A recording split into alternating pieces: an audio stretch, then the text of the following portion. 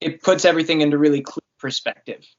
Yeah, absolutely. I think that this also just put a pause on everybody's life. And I think, I know for me, like I needed to pump the brakes a little bit. Sure. I would like to go back to work now though. I would agree with that. The first few weeks for me personally were really rough. I'd say the first 3 weeks I felt like a zombie. And then sometime about a week and a half ago, I started finding a rhythm with it. And, I think some of it is just confronting, like, oh, this is what life is going to look like now for maybe a year, maybe more. And it's so weird and it's so surreal and not comfortable to see on paper or hear about. But the more I sit in it and the more I am just present with that, if that's reality, okay, I'm learning how to deal with that. But it's definitely day by day. Where are you located today? Nashville. Man, and Nashville is like just getting walloped, between tornadoes and, the pandemic and all of that little thing. Yeah, tell me about it. I feel so bad. The tornado happened, and then a few days after that, I went to Los Angeles for a writing trip. And then the week I was in LA was when everything got crazy, and I immediately had to come home. And so I haven't been to the part of town affected by the tornado since it happened, and I just feel like I'm not doing some civic duty by going over there and just looking at it. But it's a ghost town. And when I left LA, it was a ghost town too. That was weird. I'd never seen no cars on the streets there. And it's also strange because certain parts of the country are not remotely affected. Right? Like Montana has like 20 cases or something. It's a really low amount. But not even that. I was talking to someone earlier who's living in Indy right now, and I was explaining, I asked him what it's like, and he's like, it's not really that different, but I'm also kind of an introvert. And I was like, oh, so like when you go to the grocery store, you've got like gloves and a mask and stuff. And he's like, no.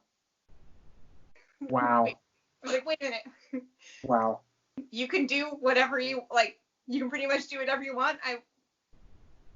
That sucks. Like, I have experience talking to like my dad about it. My dad is a contractor, and so his world is just the same. Nothing has changed for him. He's having a weird time actually because of that, relating to my mom and sister and I, because our lives have been disrupted and we're all stuck at home now. But he's still going on like nothing changed, and everyone that works around him is going on like nothing changed. And there's something about that I'm kind of jealous of, actually. I feel like at this point, because I've been in quarantine it's been over 4 weeks now, and it's like, all right, I'm ready to get back to not the way things used to be, but because I still hope we're going to be nice to each other, but I would like to get back to my job and, hugging people and going to a bar for a beer, like, the simple stuff. Yeah. I agree. The little things. I miss hugging people. For real, like that seems like so minor now, but it's like, wow, that would just be so good. Being in a room, having good one-on-one conversations, or like 3 people, I realize now how much of for me, my creativity is really fueled by that, and I didn't know that about myself until this all kicked in. So, turns out I'm a closet extrovert. That's kind of cool, I guess. Yeah. I think we're all learning a lot about ourselves and the people that we are kind of still around. We never thought. I would agree with that. It really does, in putting you alone with your thoughts, you do learn a lot about yourself and what you want, what your habits are, what you didn't like about life as it was, what you want to change when we get back to whatever the new normal is. I don't know. I feel like I'm kind of waxing poetic. This is all anyone's talking about, so it's hard to not talk about it. Yeah. And I can imagine for a musician, I mean, I'm sure you got into music, one, because you liked it, but you probably really enjoyed playing live for people. What's it like to have that really cut off? Well, you get it in bits with live streaming. I definitely was disappointed to have to cancel a tour, but I'm not the only one that had to do it. So I feel like I was able to let go of that insecurity really quickly. Whereas maybe if it had just been like me who had to cancel a tour, I would have been grieving that for a while. But because it was everybody all at the same time, I think there was this nice comfort in the collective of it. Do you know what I mean?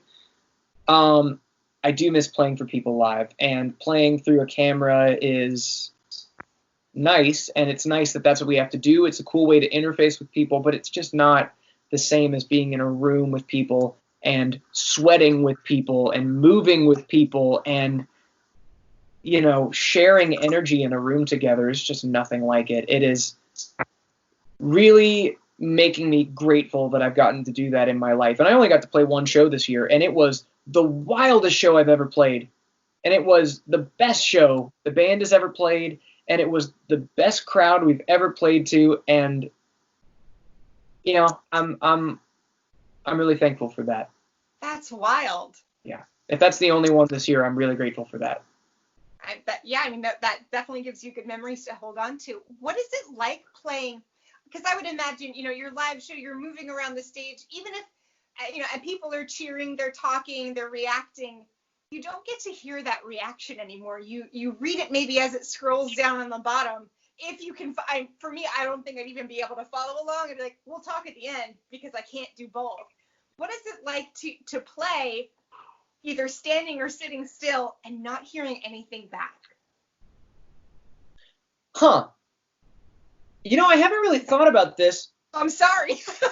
It's a great question. This is a great question. So for me, I guess I'm having to translate or transpose what cheering would be to, there's a stream of hearts on my Instagram live feed, just floor. And what it's doing for me, actually, in some way, it's a lot like just being in a room and playing for fun, which I guess, if I'm honest with myself, I haven't done in a really long time. I've been chasing music since I was a teenager, and I remember as a, you know, I just liked making things. I just liked singing songs and writing songs to sing songs in my room, and I haven't been able to go back to that very intimate place with music in a really long time, whereas now when I'm on a live stream, I'm just singing to my phone.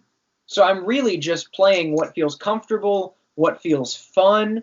I can extend the songs ways that I wouldn't necessarily live with the band because we kind of hyper rehearse everything and make these really cool bits in the songs. And now it's like, oh, I can drag this out for a long time and engage. Sure, you're missing that human element, but it's still there through the phone. So I guess to answer your question, it's making me kind of get back to just playing very freely. I feel really free with music right now in a way that I haven't actually in a few years. That sounds awesome. Yeah. That's just in the last week or so, too. That's a really recent development. Very cool. So tell me a little bit about your EP. I'm going to botch the name, so I'm going to have you pronounce it for me. Vulnerabilia. Thank you. Yeah. How does it compare to your first release, I? It is both less thought out and more developed at the same time. Okay. It's weird to think about that. That first record, I had written most of it from 2014 through early 16, and by the time I put it out at the top of 2017, it had been done for a year. And kind of in a similar circumstance, Vulnerabilia I worked on at the end of 2018 and finished it to put out in early 2019. And then that was when I started talking to Capitol Records and when we started working out a deal together. And that EP sat unchanged for a year before I put it out, which I think I'm learning is just how it goes. It's different because I really just trusted my gut a lot more. I listened to that first record now, and I'm still proud of it, and I'm still proud that I made the whole thing with analog instruments. There's no digital instrument anywhere on the thing. I recorded it to tape. We mixed it to tape, and I did this like gear and bucket list check off that I'd wanted to do forever. Because I was using borrowed gear and borrowed time, and I was working a bunch of part-time jobs, and so I just was Frankensteining the thing together over the course of a year and a half when I had time, and there was no one waiting on it or paying attention, and so I had a lot of freedom to do that. And with Vulnerabilia, I I wrote it over the course of about 6 months, but I put it together in about a month. I just kind of holed up in my bedroom for 2 weeks and made the thing and just trusted my gut and said, this is what I want it to feel like. I had all these recordings of my band and I playing the songs live, and so I based a lot of the parts on what we would do live, so it's very intuitive. The first record, I was like, oh, what would a band play live? Because it was just me and a friend trading off instruments and trying to jam. So it was a lot less laborious, if that makes sense. It's interesting that you mentioned, the first album being very analog, and then I was reading that for Vulnerabilia, you harness like a lot of unique sounds and instruments as well. Yeah, well, a good deal of it's still analog. The difference was that on I, there's no digital software instruments anywhere. It's all real synthesizers in a room, or real drum machines in a room, or me playing drums live, or there's no what are called risers, these like electronic sounds on a record. You hear these transitions. My friend BC and I made those with like fans. We would mic up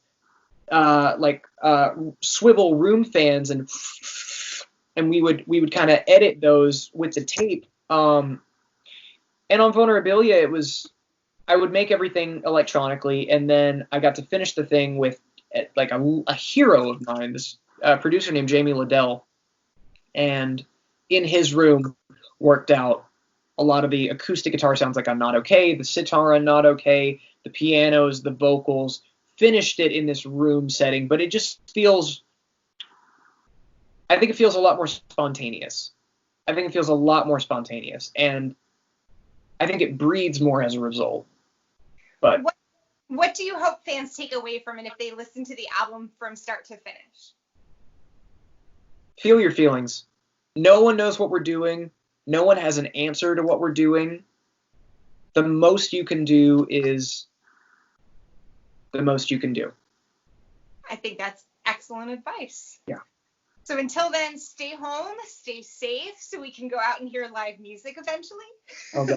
Yes, please. And when there's a vaccine, please get it. I don't think it'll be mandatory, but please get a vaccine. Some people can't afford to believe that vaccines are a weird conspiracy. There are so many people with immunodeficiencies and people who are dying right now because they can't get to a hospital or because people are being irresponsible. So please stay home, wash your hands, stay sane, go out, get sunlight, do what you can. For the love of hugging, pay attention and follow directions. So that we can get life back to normal. Yeah, please. Yes. Thank you so much, Chaz Cardigan. You have a great afternoon. Jackie, thank you. Yeah, have a great day. Thanks. Bye. Bye.